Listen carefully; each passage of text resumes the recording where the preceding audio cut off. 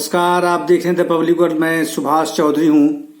संसद के निचले सदन यानी लोकसभा में कोविड-19 पर लगातार 12 घंटे तक चर्चा हुई और इसमें सत्ता पक्ष और विपक्ष के बीच कई बार नोक-झोंक की स्थिति भी पैदा हुई। कई बार माहौल गर्म भी हुए, क्योंकि जब विपक्ष नरेंद्र मोदी सरकार पर हमला करता था तब सत्ता पक्ष के सांसद मुखर होकर उनका विरोध करते थे, और जब सत्ता पक्ष यानी भाजपा या फिर एनडीए की पार्टी के सांसद विपक्ष पर हमला बोलते थे तब कांग्रेस पार्टी के सांसद और वामपंथी धड़े के सांसद उसका विरोध करते थे। यहाँ तक कि कई बार विपक्षी सांसदों के साथ ऑल इंडिया तृणमूल कांग्रेस के सांसदों को भी साथ देते देखा गया।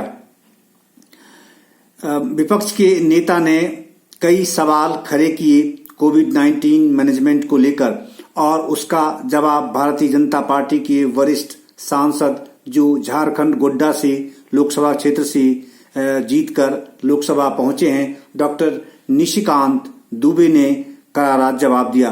डॉक्टर निशिकांत दुबे ने जब उन्हें लोकतांत्रिक परंपराओं की याद दिलाई तो एक बार कांग्रेस पार्टी के सांसदों को सांप सूंघ गया। उन्होंने यूपीए शासनकाल के एक वाकये का जिक्र करते हुए बताया कि कैसे तत्कालीन केंद्रीय मंत्री प्रणब मुखर्जी को एक पेंशन संबंधी बिल पारित कराने में भाजपा यानी तब के विपक्षी पार्टी ने कैसे उनकी मदद की थी। सुषमा स्वराज कैसे उनके साथ खड़ी हो गई थी। उन्होंने कहा कि संसद में केवल कोरम का सवाल खड़ा करके नीचा दिखाने की कोशिश विपक्षी नेता की यह सही परंपरा नहीं है। बहरहाल डॉक्टर निशिकांत दुबे ने राहुल गांधी पर भी हमला बोला और उन्होंने अपने झारखंड राज्य के मुख्यमंत्री जो वर्तमान में हेमंत सोरेन हैं उन पर भी कटाक्ष किया, यह कहते हुए कि जबकि प्रधानमंत्री देश के सभी राज्यों के मुख्यमंत्रियों के साथ बैठक करते रहे हैं कोविड-19 मैनेजमेंट को लेकर और उनसे सलाह भी सुझाव भी मांगते रहे हैं, बावजूद इसके हेमंत सोरेन ये कहते फिरते थे कि उनके मन की बात तो मन में ही रह गई। सुनिए डॉक्टर निशिकांत दुबे ने किन शब्दों में केंद्र सरकार के पक्ष को रखा और कैसे उन्होंने कोविड-19 मैनेजमेंट की व्याख्या की और विपक्ष को कैसे उन्होंने लताड़ा। धन्यवाद सभापति महोदया। मैं माननीय प्रधानमंत्री जी को, स्पीकर साहब को और माननीय स्वास्थ्य मंत्री जी को धन्यवाद देना चाहता हूं कि उन्होंने कोरोना जैसे सीरियस विषय पर पूरे देश का ध्यान आकृष्ट करने के लिए संसद में इसकी चर्चा प्रारंभ की। मैं अपना भाषण शुरू संवेदना व्यक्त करना चाहता हूं जिन्होंने अपने बेटे को, जिन्होंने अपनी बेटी को, जिन्होंने अपने मां को, जिन्होंने अपने पिता को, जिन्होंने अपने पत्नी को, जिन्होंने अपने भाई को, जिन्होंने अपने दादा को, दादी को, नाना को, नानी को खोया है, उन सबों के प्रति मेरी गहरी संवेदना है और पूरा देश और खासकर ये संसद उनके इस दुख की घड़ी में उनके साथ खड़ा है। दूसरा, मैं बधाई देना चाहता हूं जितने डॉक्टर हैं, नर्स हैं, आशा वर्कर हैं, सहिया हैं, जितने फ्रंट लाइन वर्कर हैं, जितने संगठन के लोग हैं, सारे पॉलिटिकल पार्टी के जो कार्यकर्ता हैं, जिन्होंने इस घड़ी में अपने जान की नहीं परवाह करके उन्होंने जान बचाने का काम किया।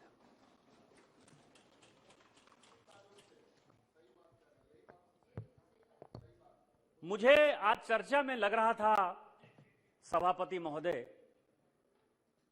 कि चर्चा एक संवेदना के साथ शुरू होगी, क्योंकि स्पीकर साहब ने जब ये चर्चा प्रारंभ करने की बात आई तो उन्होंने कहा कि आज चर्चा का स्तर भी होना चाहिए ऊपर और सांसदों को बताना चाहिए कि सांसदों ने या राजनीतिक दल ने इस कोरोना क्राइसिस में, इस तरह की क्राइसिस 100-150 साल के बाद जो है पूरी दुनिया देख रही है, उसके बारे में क्या किया, यह बताना चाहिए था। हम पूरे वेद पुराण में सुनते रहे कि अयं निजः परो वेत्ति गणना लघु चेत साम उदार चरिता नाम तुम वसुधैव कुटुंबकम, और यही हम अपने बच्चों को पढ़ाते रहे और यहां पार्लियामेंट में भी कई एक जगह वो लिखा हुआ दिखता है। पहली बार ये 100-150 साल बाद पूरी दुनिया में वो श्लोक झूठा साबित हुआ। बेटे की लाश को पिता ले जाने को तैयार नहीं था, अपने दोस्तों को जलाने के लिए कोई घाट पर जाने को तैयार नहीं था।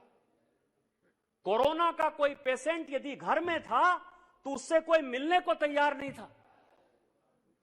ये हालात थे, और ये हालात में यदि आज ये देश सुरक्षित है, हम लोग सुरक्षित हैं, 130 करोड़ लोग सुरक्षित हैं, तो उसमें माननीय प्रधानमंत्री जी का जो फ्रंट के तौर पर, एक योद्धा के तौर पर जो उन्होंने नेतृत्व किया, हम उसको बधाई देने के बदले लोग कहते हैं कि हमने घड़ी घंट बजाया, घड़ियाल बचाया, प्रधानमंत्री जी ने ताली बजाई।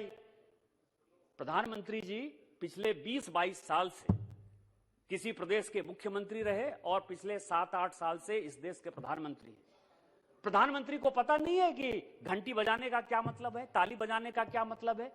कोरोना जो है वो दवाई से ही जाएगा, कोरोना परहेज से ही जाएगा, लेकिन उसके पीछे जो उद्देश्य था उसके ऊपर जो इस अपोजिशन के लोगों ने हंगामा किया, ये बड़ी शर्मनाक हरकत है सर। ताली बजाने का मतलब होता है कि पूरा देश, चाहे किसी भी दल का हो, पार्टी का हो, हिंदू हो, मुसलमान हो, सिख हो, ईसाई हो, वो सभी फ्रंट लाइन वर्कर के साथ है खड़ा, और कोरोना के जितने पेशेंट को बचाने के लिए जितनी संवेदना चाहिए वो संवेदना के साथ खड़ा है। क्या उद्धव ठाकरे जी ने ताली नहीं बजाई? क्या शरद पवार साहब ने ताली नहीं बजाई? क्या अशोक गहलोत साहब ने नहीं बजाई? आपने नहीं, मैं तो नाम ले रहा हूं जिन्होंने ताली बजाई। क्या वो सब जो है वो सब पढ़े लिखे लोग नहीं है? यहां चर्चा क्या हो रही है सभापति महोदय? चर्चा ये हो रही है, मैं आप ही को संबोधित कर रहा हूं। यहां चर्चा क्या हो रही है सभापति महोदय? चर्चा ये हो रही है कि यहां कोरम नहीं है। मैं आपको बताऊं, ये कांग्रेस पार्टी, होता क्या है कि सब यहां इस सदन में जो लोग हैं ना, एक दूसरे के ऊपर उंगली उठाने के लिए बड़े खड़े होते हैं। कहते हैं उसका चेहरा बहुत खराब है, वो बहुत गंदा है, वो अच्छा है, मैं सबसे अच्छा हूं। लेकिन हालत ये होता है कि उनका चेहरा खुद ही धूल से पूरा ढका हुआ रहता है, खुद ही वो गंदे रहते हैं, और वो शीशा के सामने जाके खड़े होकर सोचते हैं ये शीशा गंदा है, मेरा चेहरा साफ है। यही कांग्रेस की स्थिति। मैं आपको बताऊं कि सबसे बड़ा बिल, संजोग से सभापति महोदय आप उस वक्त सपोर्ट कर रहे थे, यहां सुप्रिया जी बैठी है, पेंशन रेगुलेशन फंड इस देश का एक बहुत बड़ा लेजिस्लेशन आ रहा था, और यहां संजोग से अब गुरदास दास गुप्ता साहब नहीं है, हमारे साथ सांसद थे।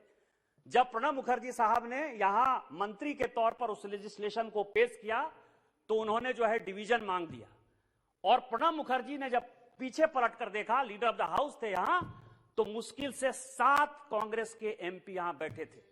सुषमा जी हमारी नेता थी, उन्होंने, मेरा नंबर 545 होता था, मैं 545 से 32 नंबर पर आ गया हूं। 545 पर सुषमा जी ने मुझे मैसेज भेजा कि जाके प्रणब मुखर्जी साहब को कहो कि हमारे सारे लोग यहां हैं, और मैं पेंशन फंड पर जो है, चूंकि ये देश का बिल है और देश का सवाल है, इसलिए हम उनके साथ खड़े हैं, उनका बिल नहीं गिरने देंगे, और हमने नहीं गिरने दिया। और आज इस कोरोना के डिस्कशन में आप जो है डिबेट मांग रहे कि कोरम नहीं है। क्या यही डिस्कशन है? आज मैं ये सोच रहा था कि चर्चा करते हुए अब ट्विटर पर बात होती है। मैं आपको बताऊं कि इनके जो नेता हैं, कांग्रेस के नेता सभापति महोदय, ये बहुत बड़े एस्ट्रोलॉजर हैं और बहुत बड़े वैज्ञानिक हैं। कभी ट्वीट से, हमारे सदन के सांसद हैं राहुल गांधी साहब, कभी वो आलू से सोना निकालते हैं, और कभी वो ट्वीट करके कहते हैं 14 अप्रैल 2020 को 14 अप्रैल 2020 को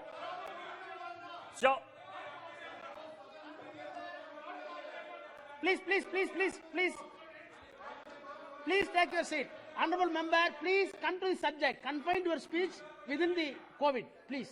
नहीं, मैं ये कह रहा हूं सर कि ये Please sit down.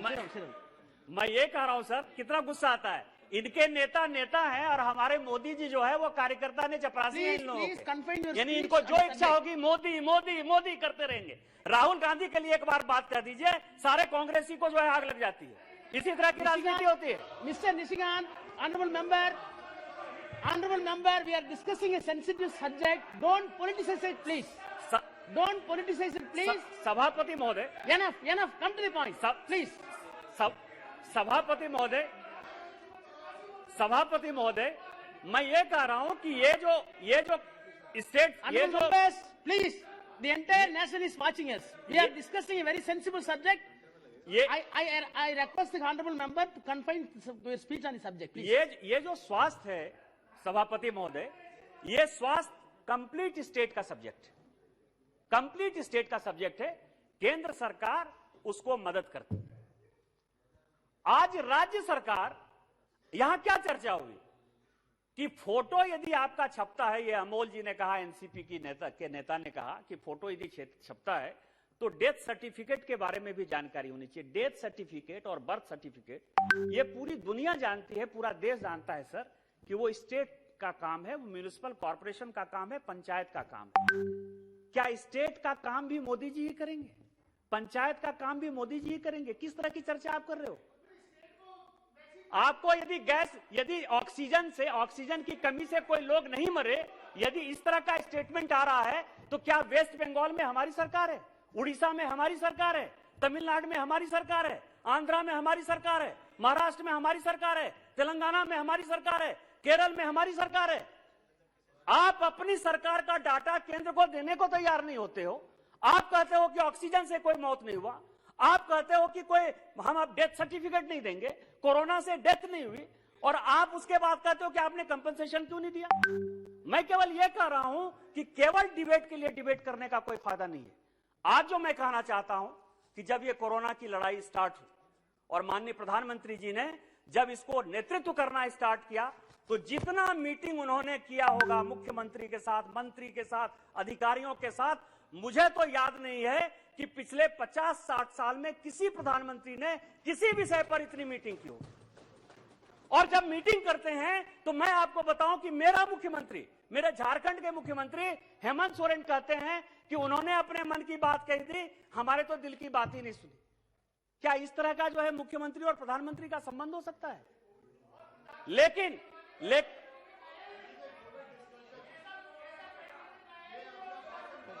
Please take your seat. Please address the chair, please. जब ये कोरोना आया, मैं ये कह रहा हूं कि जो स्पीकर साहब ने कहा, मैं उसी को रिपीट कर रहा हूं।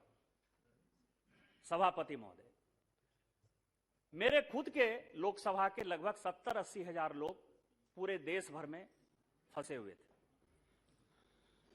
और यह देश को जानने का विषय है कि हम लोग चाहे किसी भी दल में हो, किसी भी विचारधारा में हो, किसी भी जाति में हो, किसी भी वर्ग में हो, किसी भी संप्रदाय में हो, सबों ने एक दूसरे का मदद किया। इसीलिए कोरोना की लड़ाई में यह देश आज इतना सक्सेसफुल है। 130 करोड़ का देश, केवल 8,000, 10,000, 11,000 यदि हम ला पाए हैं, तो उसमें हमारे वैज्ञानिक का बहुत बड़ा योगदान है, जिसने कि कोवैक्सीन जैसा हमको वैक्सीन दे दिया। माननीय प्रधानमंत्री जी जिन्होंने कि फ्रंट से लीड किया, और मनसुख भाई मंडाविया जो स्वास्थ्य मंत्री हैं, इन्होंने फर्टिलाइजर, केमिकल और फर्टिलाइजर मंत्री के तौर पर एक बहुत बड़ा योगदान किया। उसके साथ साथ जो राज्य सरकारें थी और जो सांसद थे, जैसे मैं, यदि इस सदन में 543 लोग हैं, कई एक लोगों का मैं नाम लेना चाहूंगा कि जिन्होंने मुझे व्यक्तिगत तौर पर मेरे क्षेत्र के लोगों को मदद की, और शायद मैं उस ऋण को नहीं चुका पाऊंगा। यहां सुप्रिया सूले जी बैठी हुई हैं, डीएमके की कनी मोजी जी हैं, मैं नागेश्वर राव जो है वाईएसआर पार्टी के हैं, कैप्टन अमरिंदर सिंह अब पंजाब के मुख्यमंत्री नहीं है, अशोक गहलोत जी अभी भी राजस्थान के मुख्यमंत्री हैं। कोई ऐसा प्रदेश, कोई ऐसा राज्य नहीं था, चाहे मनोहर लाल खट्टर जी हों, चाहे शिवराज सिंह चौहान जी हों, चाहे बहन सुश्री ममता बनर्जी जी हों, कोई ऐसा राज्य नहीं था जिन्होंने कि हमने उनसे मदद। असदुद्दीन अवैसी साहब यहां बैठे हुए, मेरा कुछ लोग जो है इतना भूखा था कि वो लगता था कि आधा घंटा 1 घंटा में जो है वो मर जाएगा। मैंने ओवैसी साहब को जो है ट्वीट किया, ऐसा भी नहीं कि फोन किया, आधे घंटे के अंदर खाना पहुंच गया।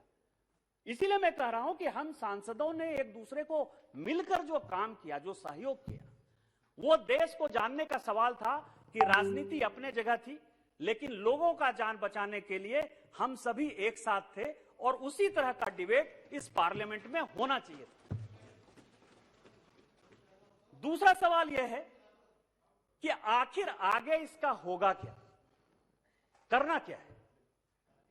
करना यह नहीं है कि हम एक दूसरे के ऊपर ब्लेम करें। आज वैक्सीन की कोई कमी नहीं है। यदि वैक्सीन की कमी नहीं है तो हम जो ब्लेम कर रहे हैं कि ये फर्स्ट डोज नहीं गया, सेकंड डोज नहीं गया, उसने नहीं लिया, 63% हो गया, 62% हो गया, क्या एक राजनीतिक दल के कार्यकर्ता के नाते, सांसद होने के नाते, क्या ये हमारा दायित्व नहीं है कि हम सभी अपने पॉलिटिकल पार्टी को एक्टिवेट करें, अपने कार्यकर्ता को जैसे चुनाव में एक्टिवेट करते हैं वैसे ही घर घर जाकर एक एक कार्यकर्ता यदि एक एक आदमी को वैक्सीन लगाने का काम करेगा, उसको अवेयर करेगा, तो क्या यह काम नहीं है? क्या यह चर्चा नहीं होना चाहिए था कि हम सारा पॉलिटिकल पार्टी मिलकर यह रिजोल्यूशन लेते हैं कि आज से दल पार्टी कोरोना के मामले में हम सब एक साथ हैं और सब है, देश खड़ा है। यदि केंद्र सरकार, राज्य सरकार, सारी पॉलिटिकल पार्टी साथ खड़ी नहीं होती तो यह काम नहीं होता। तो क्या उनको वैक्सीन नहीं देना है? या जो कोरोना से जो लोग मर गए हैं उनको कंपनसेशन तो एक अलग विषय है, लेकिन उनके बच्चे हैं, उनके बच्चे जो मान लीजिए कि वो गरीब हैं, उनकी शादी नहीं हो रहा है, उनका विवाह नहीं हो रहा है, उनका पढ़ाई नहीं है, उनका लिखाई नहीं है, उनकी नौकरी नहीं है, तो क्या हमारा ये फर्ज नहीं है कि हम एक रिजोल्यूशन ले लें कि हम सब मिलकर जो है ये काम करेंगे? क्या ये काम नहीं है? दूसरा सवाल यह है कि क्या सरकार को हम ये मजबूर नहीं करें? आप रोजगार की बात करते हैं, पूरी दुनिया में रोजगार खत्म है। मैं आपको बताऊं कि मैं अभी अमेरिका होकर आया, न्यूयॉर्क जैसे शहर में कोई ऐसा, मैं ऑन रिकॉर्ड ये बात कह रहा हूं कि कोई ऐसी गली नहीं है, कोई ऐसा लेन नहीं है जो कि बिक्री पर नहीं है, जो कि खाली नहीं है।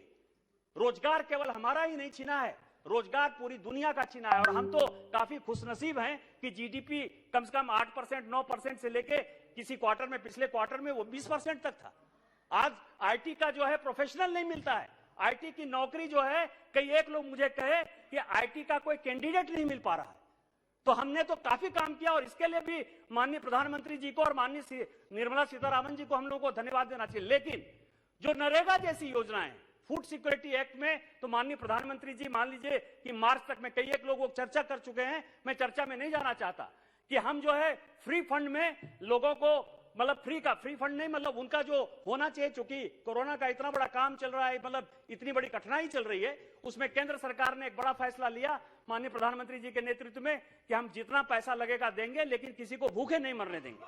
लेकिन जो माइग्रेंट वर्कर चले गए, जो रोजगार का सवाल है, तो क्या हम रूजवेल्ट की थ्योरी, रूजवेल्ट ट्री थ्योरी एक बहुत अच्छा यूसीसी चलाया 1933 में, जब अमेरिका में काफी बड़ा डिप्रेशन आ गया और डिप्रेशन आने के बाद जो वर्कर थे उनको कोई काम नहीं मिल रहा था, तो आप जो मनरेगा जैसी योजनाएं चला रहे हैं और जिसमें कि 70,000 करोड़ से लेके 1 लाख करोड़ तक भारत सरकार लगातार पैसा दे रही है, तो क्या हम उसका उपयोग एक बड़े इंफ्रास्ट्रक्चर के लिए नहीं कर सकते हैं? क्या पार्क नहीं बना सकते हैं? क्या ट्री का प्लांटेशन नहीं कर सकते हैं? क्योंकि इस कोरोना में समझ में आया कि अपनी प्रकृति को बचाना सबसे ज्यादा जरूरी है, अपनी इम्यूनिटी को डेवलप करना सबसे ज्यादा जरूरी है। क्या हम सभी मिलकर आज ये नहीं ले सकते हैं, वचन ले सकते हैं? और सारी पॉलिटिकल पार्टी को खड़ा होना चाहिए कि नरेगा का काम जितना था 12 साल 14 साल में हो गया। सबों को पता है कि उसमें करप्शन बहुत ज्यादा है। मिट्टी का काम करते करते एक ही मिट्टी का काम 4-4 बार 5-5 बार हो रहा है। क्या उसके बारे में एक चेंज करने का यह समय नहीं आ गया है कि हमको मनरेगा एक्ट में चेंज करके कैसे माइग्रेंट लेबर को, कैसे गरीबों को, कैसे पंचायत तक लोगों को सुख सुविधा देना है, उसके लिए एक आमूलचूल परिवर्तन कर दें। और जिस तरह रूजवेल्ट ने केवल ट्री प्लांटेशन किया, उसी तरह से हम उसका प्लांटेशन स्टार्ट करें। तीसरा है कि एमएसएमई सेक्टर में राज्य और केंद्र का, बस 2 मिनट में मैं खत्म करूंगा सर, राज्य और केंद्र का जो सहयोग है, संबंध है, उनसे बात करना चाहिए कि जिस तरह से ये पेट्रोल और डीजल में राज्य जो है ज्यादा पैसा लेता है और किसी तरह वो जीएसटी में नहीं आता है, तो क्या आज समय नहीं आ गया है कि यदि हमको महंगाई कम करना है, इन्फ्लेशन कम करना है, लोगों को यदि सुविधा देना है, तो क्या सारे पॉलिटिकल पार्टी का रिप्रेजेंटेशन यहां है? और कोर्ट लगातार कह रही है, कोर्ट हस्तक्षेप कर रही है, जनता मर रही है, केंद्र कम पैसा ले रहा है और राज्य सरकारें ज्यादा पैसा ले रही हैं, तो क्या यह समय नहीं आया गया है कि पेट्रोल और डीजल का जो है उसको जीएसटी के अंदर ले आए और जिससे कि हम महंगाई कंट्रोल कर पाए, आम जनता को हम राहत दे पाए। तो मेरा यह कहना है कि इस कोरोना से ये सारी सबक सीखने की आवश्यकता है। मैं इतना ही कहूंगा सर कि माननीय प्रधानमंत्री जी के नेतृत्व में जो काम हुआ है, इस टीवी डिबेट को संसद की डिबेट को जो है अपना ऊपर उठाना चाहिए। मैं सभी पॉलिटिकल पार्टी का जो है धन्यवाद देना चाहता हूं कि सभी कोरोना की लड़ाई में साथ थे। और इसीलिए मेरा कहना है कि गीता के 18वें अध्याय में जो भगवान कृष्ण ने अर्जुन को बताया कि सर्वधर्मानि परित्यज्य मामेकं शरणं व्रज अहं त्वां सर्व पापे विहो मोक्षयिष्यामि मा शुचः, पूरे देश को, पूरे पार्लियामेंट को एक साथ इकट्ठा होना चाहिए और इस कोरोना की लड़ाई में प्रधानमंत्री जी का हाथ मजबूत करना चाहिए। इन्हीं शब्दों के साथ जय हिंद, जय भारत।